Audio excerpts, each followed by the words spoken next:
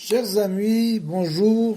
Aujourd'hui, nous continuons donc le Kitsur Likutei Moharan avec la 8e Torah, Raïti, Menorah Zahav. J'ai vu un chandelier d'or. Donc, pour tous ceux qui veulent essayer de comprendre le message de Rabbeinu, le message de la Torah de la génération de Rabbeinu, il faut qu'ils essayent de comprendre ce qu'il explique et de s'inclure dans les explications, parce que c'est pas toujours évident, bien sûr, de comprendre le kavanot de Rabbeinu. On sait que le Likutei Moharan, c'est le Sefer HaGanuz, c'est le livre caché, c'est-à-dire que sont cachées dans ce livre-là toutes les intentions très profondes de Rabbeinu, et nous ne pouvons pas tout comprendre. Donc on va essayer de lire cette Torah et d'en tirer ce qu'on doit en tirer, de comprendre ce qu'on doit comprendre, parce que cette Torah parle au début du soupir. Une chose qui est absolument pas du tout dévoilée dans aucun livre. Personne ne parle du soupir. Pourquoi est-ce que Rabbeinu nous parle du soupir anacha? Et il nous dit anacha ou genuchi shel ish à Israéli, c'est-à-dire que le soupir et le gémissement de l'homme d'Israël, du juif, yekara meod, est une chose extrêmement précieuse, qui shlemut achisronot, parce que c'est grâce au soupir que l'on peut combler ses manques. Shlemut achisronot, ayenu kesheyesh lo chisaron be'eze davar, que quand l'homme israéli a un chisaron, c'est-à-dire un manque sur une chose particulière, Shemitnaneach al ma she nechsar lo, quand il soupire sur son manque, al yedeze ou mashlim achisronot, chose incroyable. Grâce à ça, il va combler son manque. Comment est-ce qu'on peut combler un manque en soupirant? Ça paraît incroyable. Simplement, dans le Likutei Moharan, Rabbeinu explique que l'homme soupire parce qu'il a, bien sûr, une souffrance, un manque, etc. Donc, de manière naturelle, il va soupirer. Ça va extraire de lui un souffle. Il va donc expirer. Donc, il expire, en quelque sorte, la chose qui lui manque. Il expire sa souffrance, comme c'est marqué pour les gens qui meurent, c'est marqué, il a expiré. C'est-à-dire il a sorti de lui tout ce qu'il avait à l'intérieur. Et donc là, il est mort, c'est-à-dire que la personne qui meurt expire. Donc il expire tout ce qu'il a à l'intérieur de mauvais, c'est-à-dire toutes les choses qui lui ont fait des souffrances et des soucis et des problèmes. Il va expirer tout ça et après, bien sûr, il est obligé d'inspirer. Donc ce que veut dire Rabbeinu, c'est qu'au moment où on expire tous nos manques et on va inspirer, il faut avoir la kavana, la volonté d'inspirer à ce moment-là le bien et le bon qu'il y a dans le monde, d'inspirer à Kadosh Baruch Hu. De se relier, il va nous dire plus loin, au rouar du tzaddik, à la respiration en quelque sorte du tzaddik. Il va en quelque sorte inspirer avec le tzaddik lui-même. On va le voir. Et c'est une Torah très profonde.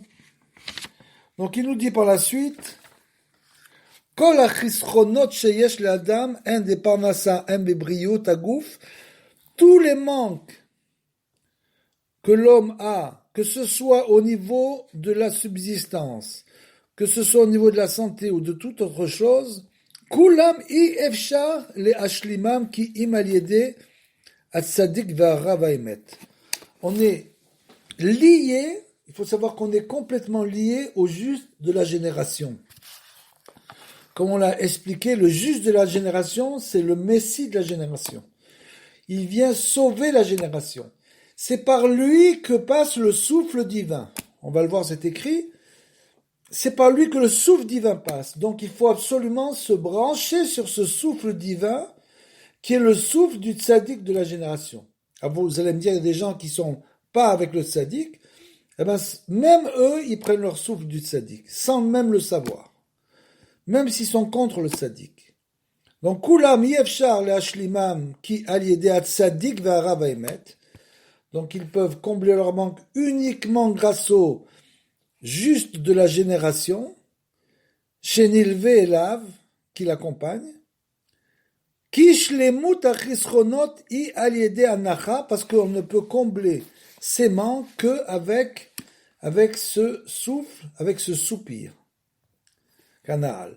Chez al yedei al yada mamshichim aruach haim, grâce à ça on continue, donc on fait vivre le souffle de vie, les hashlim achisaron, pour combler, comme on l'a dit, pour combler nos manques, puisqu'on va donc respirer en quelque sorte avec la respiration du tzaddik.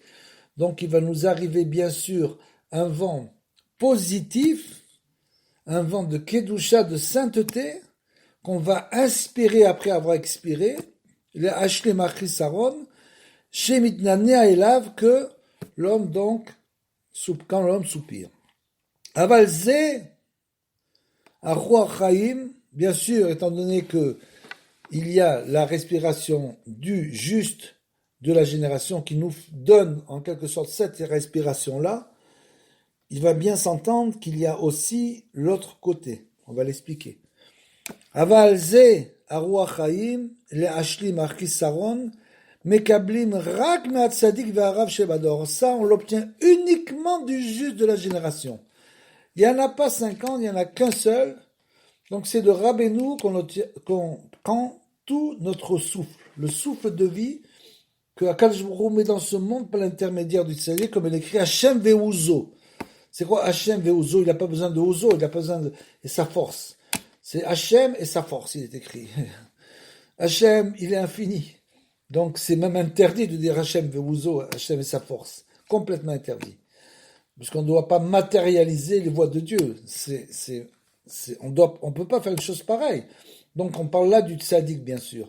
De Hachem et Uzo, c'est le tzaddik, le juge de la génération qu'il envoie dans chaque génération, comme par exemple Moshe Rabbeinu. Tout est entièrement passé par Moshe Rabbeinu. Il a reçu Moshe Kibel Torah Misinaï. Il a reçu la Torah Misinaï. Il n'est pas écrit Am Israël a reçu la Torah Misinaï. Il écrit Moshe Kibel Torah. C'est Moshe. Donc tout du Prinat Moshe. Dans chaque génération, il a donc un Moshe. Sadik Va'arav Shebador. Chez Dabouk Betorah, lui, il est complètement collé. Il a un endroit, comme on l'a expliqué, il est sous le Kissé à Kavod. Il est à l'endroit le plus haut qu'existe. Chez Betorah, chez Sham Aruachaim, de là vient le souffle de vie. Ayenu Aliede Itkashrut la Tzadik, et c'est plus on va se relier, on va se lier au Tzadik dans tout ce qu'on fait, qu'on a expliqué pendant les tfilotes, l'étude, etc., plus on va se lier à ce souffle de vie, ce souffle de vérité. Et bien sûr, à Mitnagdim, et il y a bien sûr des opposants. Bien sûr. Donc, les opposants, eux, Rabbeinu nous dit, d'où est-ce qu'ils prennent leur souffle de vie, puisqu'ils sont complètement opposés au Tzadik. Abinagdim, ve'areshaim, acholkim ala tzadikim, ceux qui vont contre les tzadikim, contre les hametim, les vrais tzadikim. Ils ont en quelque sorte leurs tzadikim, mais ce ne sont pas les vrais tzadikim. Donc souvent, ils vont être contre le juste de la génération. Acholkim ala tzadikim hametim, en mekablim arwa chaim, d'où est-ce qu'ils reçoivent leur souffle de vie? Shelahem mi'arav de klipa, du rav, de la klipa des forces du mal, qui est en fait l'image du rav de la klipa, c'est de Prinat Esav, c'est-à-dire que c'est Esav, ce qu'il nous dit dans l'Écouté Moharan. Esav, qu'est-ce qu'il dit? Il dit quand Yaakov vient lui donner tous les présents qu'il voulait lui donner, il lui dit Yesh li rav, j'en ai assez. Et de là, Rabbeinu nous explique que c'est le rav de Esav. C'est ça, le rav de la klipa. Qui yesh rav de klipa, mais sitra chara, parce qu'il y a même un rav de la klipa et des forces du mal, keneged a rav de kedusha, en face, bien sûr, du rav de la kedusha, de la sainteté, comme il est écrit, etze leomadze asa elokim. C'est-à-dire que tout est l'un en face de l'autre. Il ne se peut pas qu'il y ait dans ce monde un tzaddik un juste authentique, que en face de lui, il n'y ait pas celui qui va être le contraire du juste authentique. Tout est fait comme ça, zé léomadze. Tout est là en face de l'autre. Le bien, le mal, le haut, le bas, le oui, le non, le blanc, le noir, etc. Tout est dualité dans ce monde, c'est ça qu'il veut nous dire. Puisque l'unité, c'est uniquement Kadosh Baruch Hu, Hashem Echad, et tout le reste n'est que dualité. Ve'alken em gdolim be'sha'atam. Il faut savoir, là il veut nous prévenir, Rabbeinu est en train de nous prévenir d'une chose importante. Il faut savoir, ce Rav de la Klippa, il a une force. Il a une force. Il a un moment où il a une force qui a Ruach Chaim, Nimshar, mais un Rav de Klippa, ou Bechinat Ruach Sara, parce que son souffle de vie à lui correspond au vent, en quelque sorte de folie, c'est-à-dire un vent puissant, chez Gadol Beshato, qui est puissant à l'instant où il va expirer en quelque sorte, Aval ou Rak les ficha, mais seulement lui, c'est uniquement, il a une force déterminée à un moment donné. C'est pas tout le temps. Ou les Basov, Kala Venevad, au Messaer Goufo, finalement, il va être détruit et disparaître. Son corps va disparaître, ve Nishmata Shel a Nechazimbo, et bien sûr aussi tous ceux qui malheureusement se sont accrochés à ce Rav de la Klippa. Tout cela disparaîtront avec lui, comme on l'a vu par exemple avec Shabbat Aizvi, qui a fait un grand nézek au Ham Israël. Il a causé des très grands nézek au Ham Israël, endommagé énormément. Pourquoi? Parce qu'il a perdu en quelque sorte le sens de la réalité. Donc, il a voulu pour lui. Donc, c'est ça le Rav de la Klippa. Et donc, tous ceux qui l'ont suivi sont tombés avec lui. Ve'alken ha-reshaim ha-cholkim al-sadiq. Al-sadikim, donc, bien sûr, les mécréants qui s'opposent aux sadikim en disant que les sadikim n'ont pas de force, etc. Que les sadikim, c'est pas la solution, c'est pas le Mashiach, ha-cholkim al-sadikim. Bechayehem kriu metim. Pendant leur vie, ceux-là, ils sont appelés morts pendant leur vie. Pourquoi? Qui en ruach chaim ameti, parce qu'ils n'ont pas un vrai souffle de vie, des kedusha de la sainteté, ve nimshecharag al yedé sadik haemet, que ça, le souffle vie de la sainteté, il ne vient que du juste de la génération. Donc, al sadik ameti mechaper avonot, et grâce à ça, al yedanacha. Comment le sadique va faire la réparation des fautes, il nous aide à réparer nos fautes. Eh bien, c'est justement grâce au soupir que le sadique nous aide à réparer nos fautes.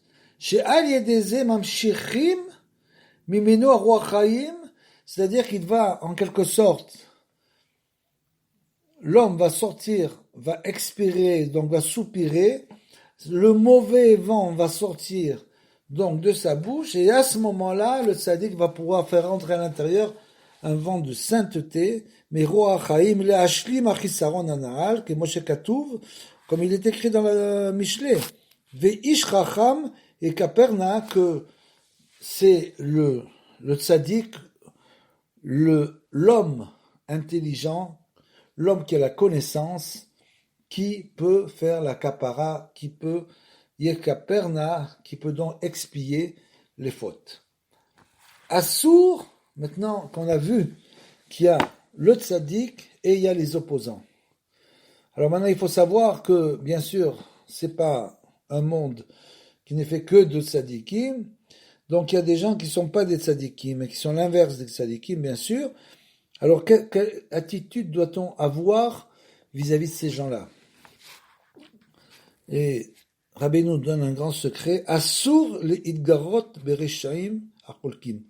Il est interdit de venir contre les reshaim, les mécréants, qui sont contre les tzadikim, qui im mi shehu tzadik gamour. Seulement celui qui est un tzadik, un juste parfait. Si l'homme n'est pas un juste parfait, alors il ne faut surtout pas qu'il s'oppose.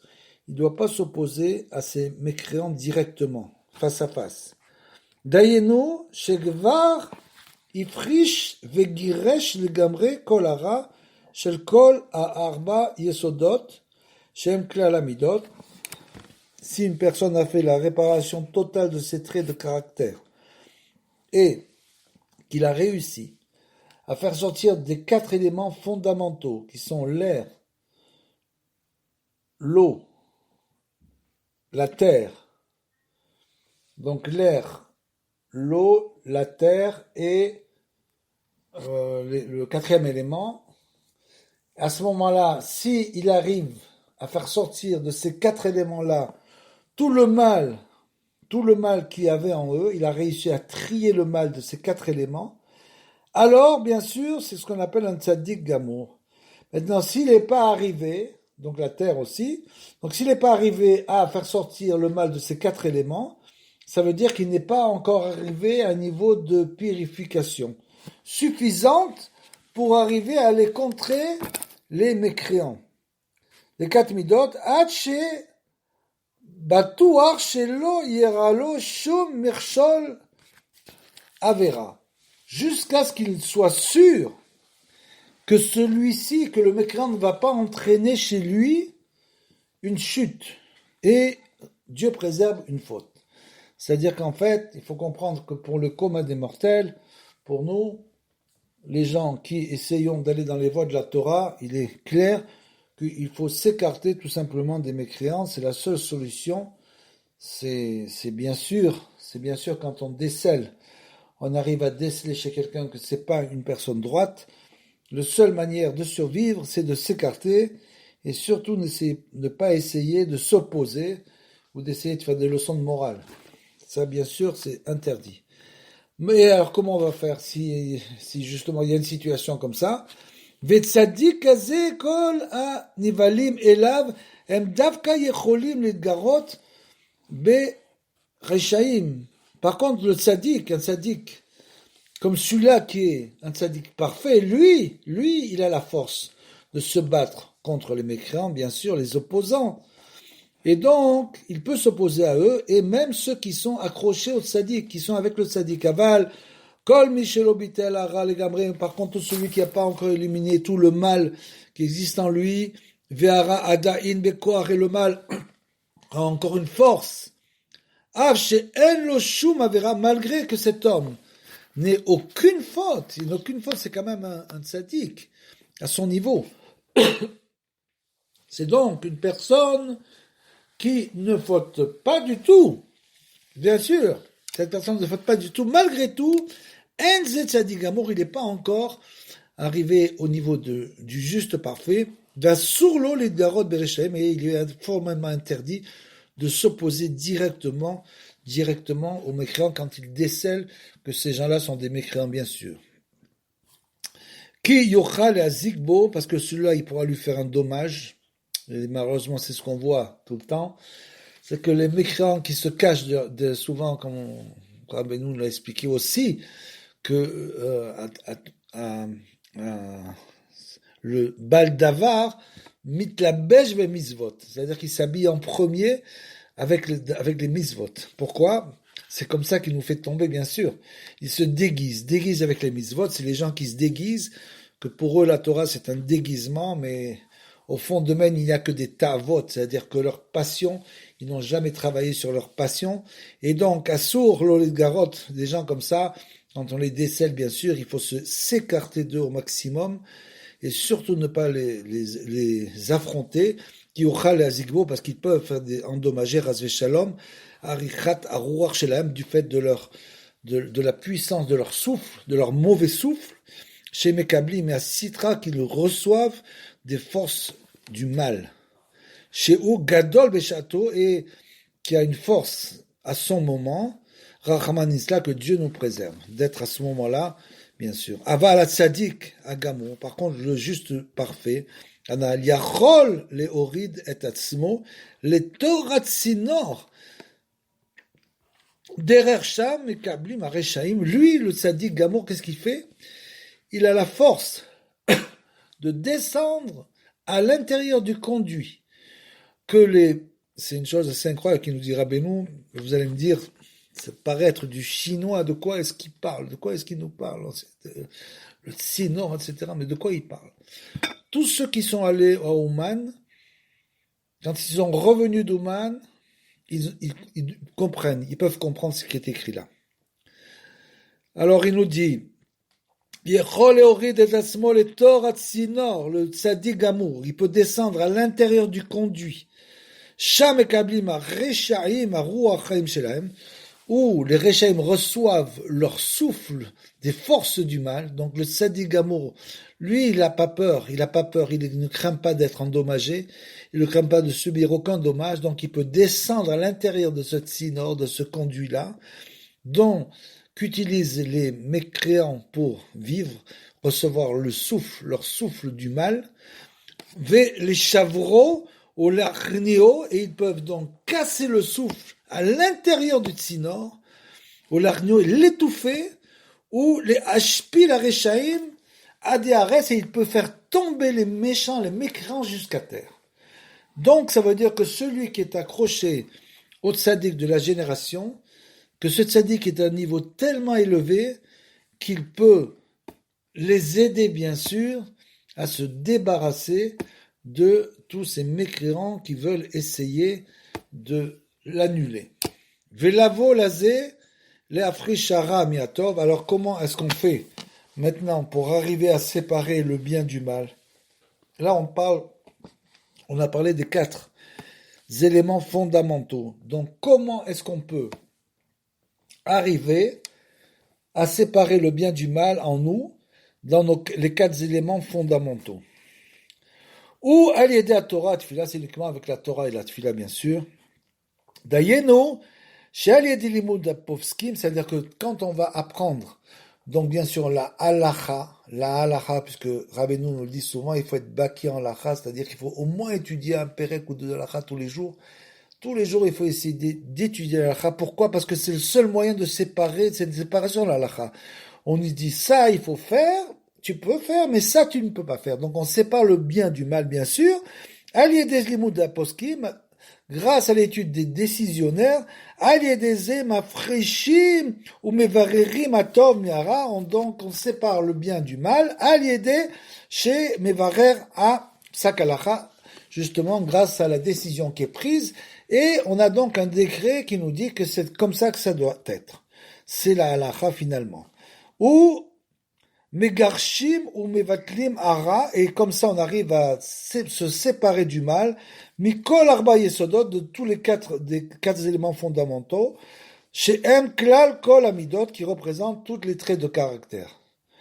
Chez Zeikar Tikkun Adam, et c'est ça l'essentiel de la réparation de l'homme. C'est-à-dire que l'homme doit réparer ses traits de caractère, ses éléments fondamentaux. Comment il les répare? En étudiant la halacha sans arrêt et en se séparant, en faisant la séparation, bien sûr, entre le bien et le mal. Ou la skot levarer apsak halacha ou aliédé atfila.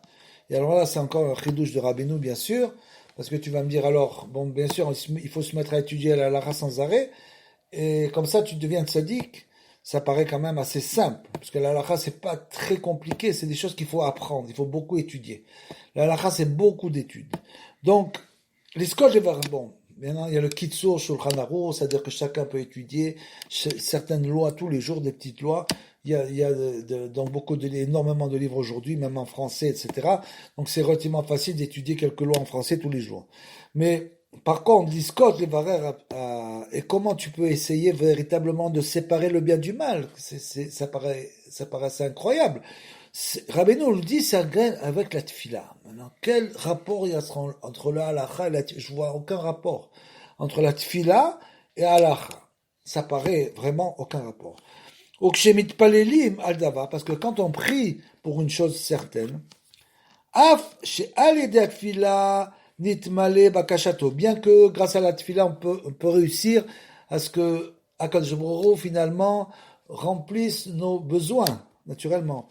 Im kolze adaim adavar bakasha bekoar, la demande est encore en potentiel.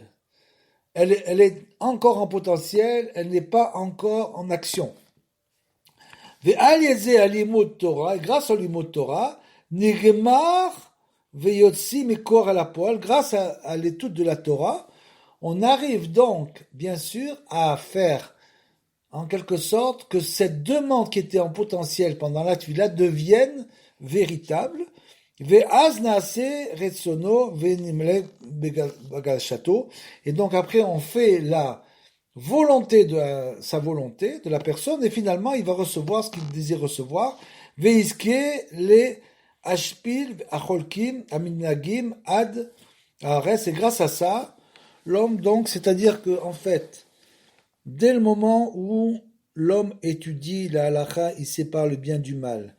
Mais c'est toujours en potentiel. Dès le moment où l'homme prie et commence à demander ce qu'il demande, si avec ça, il étudie la Torah, à ce moment-là, finalement, il arrivera à passer du potentiel de la tfila aussi, qui est un potentiel à l'action, c'est-à-dire la halakha, c'est la halakha. Donc il prie et il obtient ce qu'il veut obtenir grâce à la halakha, et finalement, grâce à ça, il va réussir à séparer le bien du mal. Et finalement, qu'est-ce qui va se passer? Ve'iske le hashpi la cholkim, et grâce à ça, il va faire réussir à faire tomber ceux qui sont contre, à mitnagdim, ceux qui sont absolument contre, jusqu'au sol. Il va réussir donc à anéantir les mécréants. Mayan achochmat atora yotse me atfila. Et là, nous dit Rabbeinu un chidouche, cette Torah que l'on reçoit, quand on étudie la Torah, cette source prodigieuse, lumineuse, de Kedusha, de sainteté, qui vient de la Torah, d'où elle vient, Rabbeinu nous dit, Mayan achochmat Torah yotse, elle vient de la Tfila, ve'al kanikar birur pasuk halacha, et donc, la manière la plus sûre de vérifier, de faire le tri, lorsqu'on étudie les halakha entre le bien et le mal, zochim rak al yedei tefila, on l'obtient rien qu'avec la tefila. Pourquoi? Ve nirshav kielu chidesh et haolam, parce que, bien sûr, la tefila c'est un chidouche. Chaque tefila qu'on va faire, il des doutes, on va le faire dans notre langage, on va faire ça va être une nouveauté dans le monde. Donc, grâce à ça, nirshav kielu chidesh et haolam, grâce à ça, il a renouvelé le monde. Vezoché les varer atov me'ara, et il a réussi grâce à ça, donc en s'aidant de la fila, bien sûr, quand il a étudié, et après il va prier, parce que Rabbeinu nous dit une chose, Torah Tfila, il faut chaque fois qu'on étudie quelque chose, prier pour qu'on arrive à réaliser ce qu'on vient d'étudier. C'est pas tout d'étudier, parce que si on étudie, ça reste juste au niveau du serré de l'intelligence, de la tête. Donc, si ça reste juste au niveau de la tête, à ce moment-là, on a du mal encore à le réaliser. Pour le réaliser, il faut le faire passer dans le cœur, c'est-à-dire dans l'action, et donc il faut prier pour réaliser, pour mettre en action ce qu'on a étudié. Chez Kol, Arba, et surtout ça vient des quatre éléments de base. Chez Utikun Akol, c'est la réparation de tout. Ve'al yedeze zoché le hashbi la cholkim adares, et justement grâce à ça, on arrive, grâce à séparer le mal du mal, et bien sûr à faire tomber les mécréants jusqu'à terre. Et tzitzit embechinat ruach chaim de kedusha. Les tzitzit représentent le vent le vent de vie de la kedusha, de la sainteté. Pourquoi? Parce qu'en fait, il nous explique dans le kit de Moharan que le tzitzit il a 4 coins. Donc les 4 coins, ça correspond aux quatre éléments de base. Ça correspond aux 4 points cardinaux. Ça correspond aux 4 vents. Donc ça correspond aussi aux 4 directions.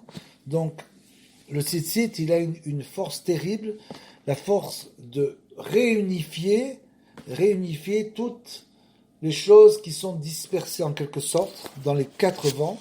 Ve'al yadam mashlimim kol achischonot al yedei hanacha, et grâce au tzitzit que l'homme justement met ses tzitzit, il peut arriver à réparer tous ses manques grâce au soupir, ou machni'im aruach chaim de klipa, il peut arriver grâce au tzitzit, la mitzvah des tzitzit, d'étouffer le vent du mal, ruach sara, ce vent puissant, ruach atuma, qui est bien sûr le vent de l'impureté, ou Megarshim Ara Minatov, et il va séparer donc le mal du bien, Mikol Amidot, de tous les quatre, on a dit les quatre éléments de base qui correspondent aussi aux quatre traits de caractère essentiels de l'homme. Ve'aliedeze machniim acholkim reshaim ou mashmilim otam adaretz. Et encore une fois, grâce à ça, on arrive à faire tomber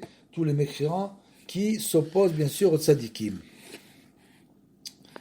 Ve'amar amamik, il est écrit ici, Mouvan mise shetov leitnaneach be'et katifa. Et donc, là, il nous dit qu'il est bon de soupirer au moment où on endosse donc le talet, ki az benakel yochal lehamshir ruach chaim leashlim achischonot, parce qu'à ce moment-là, on pourra avec facilité recevoir et compléter ce vent de vie et donc de compléter tous nos manques. Atzadik shomea kol anachot shel advukim bo, et ça c'est une chose, il faut comprendre que nous sommes liés au tzaddik. Une fois de plus, il faut comprendre que chaque génération a un tzaddik et que Rabbeinu, comme il est écrit dans le Pétek, Rabbeinu, il sera le tzaddik jusqu'au Mashiach. Il n'y aura pas d'autre tzaddik depuis Rabbeinu de cette envergure, bien sûr. Il y a ce qu'on appelle les Yirei Shamayim, etc. Mais le tzaddik comme Rabbeinu, c'est jusqu'au Mashiach. Un tzaddik, shomea kol anachot, donc il entend en quelque sorte chaque soupir des gens qui sont attachés à lui. Chose assez incroyable. C'est-à-dire que nous sommes reliés au tzaddik par notre souffle. Le souffle, parce que le souffle c'est la vie bien sûr, le souffle c'est la vie. Donc la vie, notre souffle divin en quelque sorte de sainteté est relié, nous sommes reliés au tzaddik, et ainsi le tzaddik il entend en quelque sorte chaque soupir de tous ceux qui sont attachés à lui, qui memenu totsaot chaim les kol echad, parce que de lui, en quelque sorte, nous recevons cet influx de vie divin qui vient d'Akadosh Baruch Hu, bien sûr, naturellement, mais qui passe par le tzaddik de la génération. Donc, c'est comme si lui, il venait après continuer ce souffle divin en nous, dans les gens qui sont attachés à lui, même dans ceux qui ne sont pas attachés, on l'a vu, mais plus dans ceux qui sont attachés au tzaddik, qui memeno totsaot chaim lekol echad, qui uish asher hu arbo, comme il est écrit pour Yosef, il est écrit pour Yosef, comme l'a dit Pharaon lui-même, ish asher hu arbo. Est-ce que tu as vu un homme qui a un souffle, qui a un esprit divin, parce que ruach c'est aussi l'esprit en hébreu, le ruach c'est l'esprit et c'est aussi le souffle. C'est le même mot. Donc il a dit, tous ceux qui étaient avec la cour de Pharaon, il leur a dit, mais est-ce que vous avez vu quelqu'un qui a un souffle divin pareil, qui a un esprit pareil? Ils ont été époustouflés devant la prophétie de Yosef qui a analysé les rêves. Donc c'est ça le tzaddik. Le tzaddik c'est Ish Asher Yosef Tzaddik. C'est pourquoi il est écrit Ish Asher Ruarbo. C'est quoi? C'est que lui, c'est par lui que passe le souffle de Akadosh Baruch Hu en quelque sorte.